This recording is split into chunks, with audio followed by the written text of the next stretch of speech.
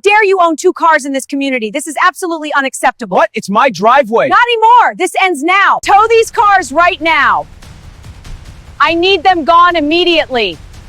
How dare you own two cars in this community? This is absolutely unacceptable. Karen's voice sliced through the morning air as she stood in the middle of my driveway, heels digging into my concrete like she owned it. Her manicured finger jabbed toward my vehicles as if they were criminal suspects. This neighborhood was designed for order, she snapped. Right now. Not greed, not excess, not people trying to show off. I stared at her, stunned. They're just cars, Karen, parked in my driveway. She let out a sharp laugh. There is no such thing as just cars in an HOA. She turned toward the tow truck idling at the curb. Tow that one first, she ordered. Welcome back, ruthless HOA Tales family. If you enjoy watching entitled tyrants push too far and pay the ultimate price, make sure you hit like and subscribe right now. Because this one escalates fast. I had lived in the neighborhood for exactly 12 days. 12. Long enough to unpack boxes. Not long enough to understand I had moved into Karen's kingdom. She wasn't just a board member, the HOA president. 7 consecutive terms. Ran meetings like interrogations. Smiled only when someone paid a fine. The whispers had started early. She keeps files on everyone. She needs a target. Apparently, I was it. I owned 3 cars. Not luxury, not abandoned, all registered, all legally parked. But Karen had decided multiple vehicles were a threat to community balance. 3 days after move-in, I received my first violation. Excessive vehicle ownership creating visual imbalance. I laughed until the second letter came, then the third. Each one more aggressive. Each one signed personally by Karen. This wasn't about parking. This was about power. And standing in my driveway, watching her try to command a tow truck onto my property, I realized something dangerous. Karen didn't think rules applied to her. She thought she was the rule. Karen shouted as the tow truck driver hesitated. The HOA governs visual standards. That includes vehicle presence. It's private property, I said evenly. You have zero authority to tow anything. Karen turned to the driver, voice dropping into something colder, manipulative. Don't worry, I'll indemnify you. The board supports this action. The driver looked nervous. Good. Because I wasn't. Not yet. Ruthless HOA Tales family, you already know this isn't about cars. It's about control. If you haven't liked the video yet, this is your reminder, because Karen just made a mistake she can't undo. The tow truck left that morning, but Karen didn't. She pivoted, and that's when the real attack began. The letters multiplied. Violation, driveway saturation. Violation, excess automotive presence. Violation, environmental strain contribution. I wish I was joking. Daily fines, $150, $150 to $250, each one stamped with HOA authority. I pulled the bylaws, read every page. There was nothing limiting the number of cars a homeowner could own if parked within their driveway or garage. Nothing. So I responded once, calm, professional, attached highlighted sections of the bylaws she was ignoring. Her reply came 5 minutes later. One sentence. We interpret the standards differently. That's when I understood. Karen wasn't enforcing rules. She was rewriting them. Neighbors started avoiding me. One guy whispered, she did this to the Millers. They moved. Another said, she'll bury you in fines until you give up. That night, I checked my security cameras. Karen had walked into my driveway, measured the distance between my cars, took photos, wrote notes, smiled. The next HOA meeting was called Emergency Community Standards Review. Translation, public execution. Karen stood at the front with a projector, slides of my driveway on screen like criminal evidence. These vehicles, she announced dramatically, represent selfish consumption and community disruption. Murmurs, uncomfortable shifting. I stood up. There's no bylaw violation. She stared at me like I was a child. Standards evolve. And then she said the sentence that changed everything. If compliance isn't voluntary, enforcement becomes necessary. The room went quiet. That wasn't a warning. That was a promise. When I got home that night, there was a new notice taped to my door. Final notice, vehicle reduction required, 7 days, or further action will be taken. No specifics, no legal basis, just threat. And on day 6, I saw something that made my stomach drop. 2 tow trucks idling slowly down the street, and Karen standing at the curb, watching my house, smiling.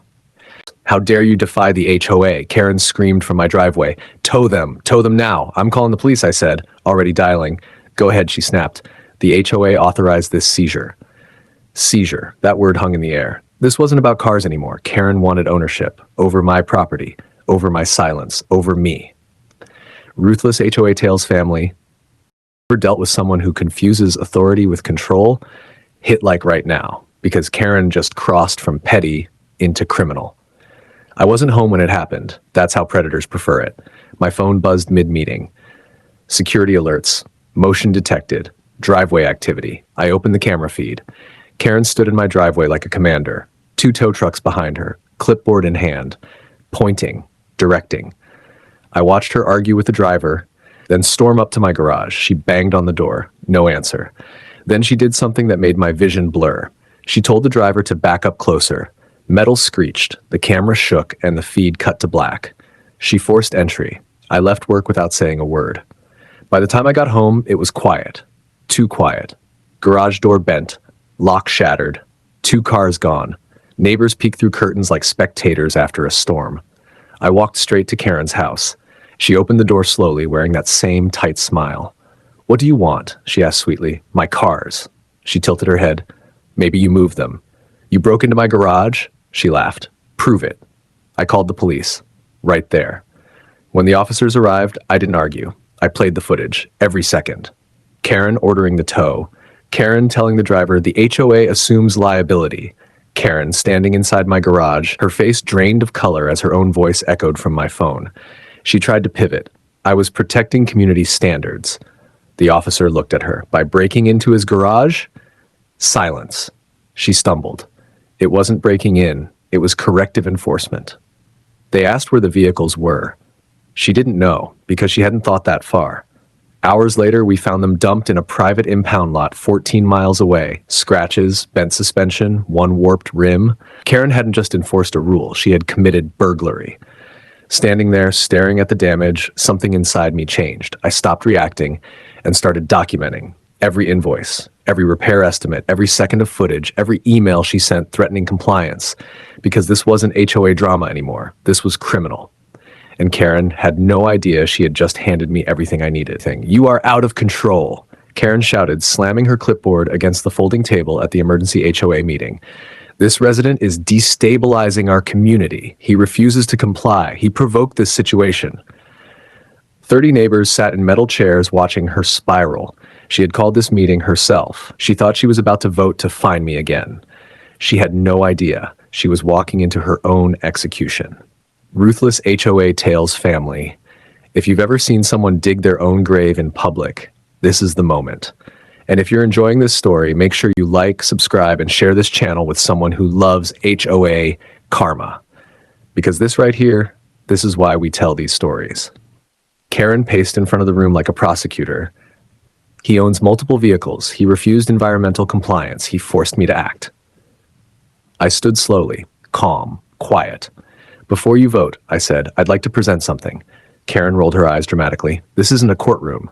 "No," I replied evenly, "but it will be soon." Murmurs. I connected my laptop to the projector. The first image appeared. Security footage. Karen in my driveway. Clear as day.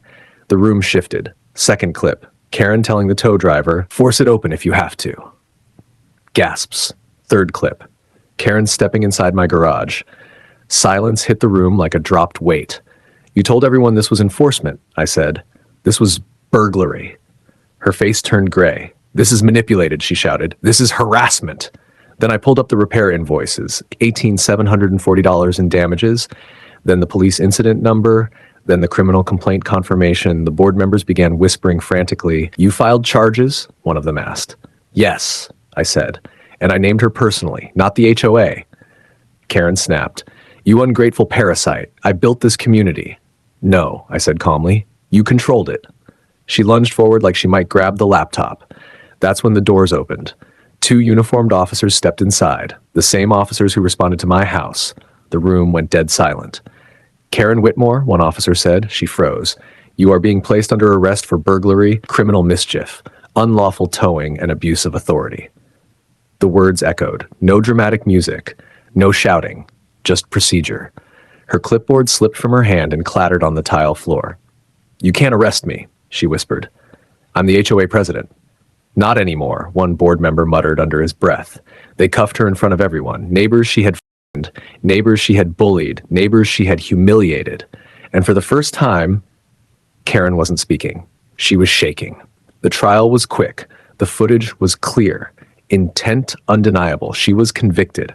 Multiple years in state custody. Full restitution ordered. Every fine she ever issued was audited. Several were refunded. She wasn't just removed from the board. She was banned permanently from holding HOA office again. The board publicly apologized. New leadership took over. And my driveway still holds 3 cars, parked perfectly. So tell me, did Karen get what she deserved? Or should the sentence have been harsher? Comment below. And if you love watching power-hungry HOA tyrants collapse under their own arrogance, like, subscribe, and share ruthless HOA tales with someone who needs a little justice today. Because around here, Karen always overplays her hand.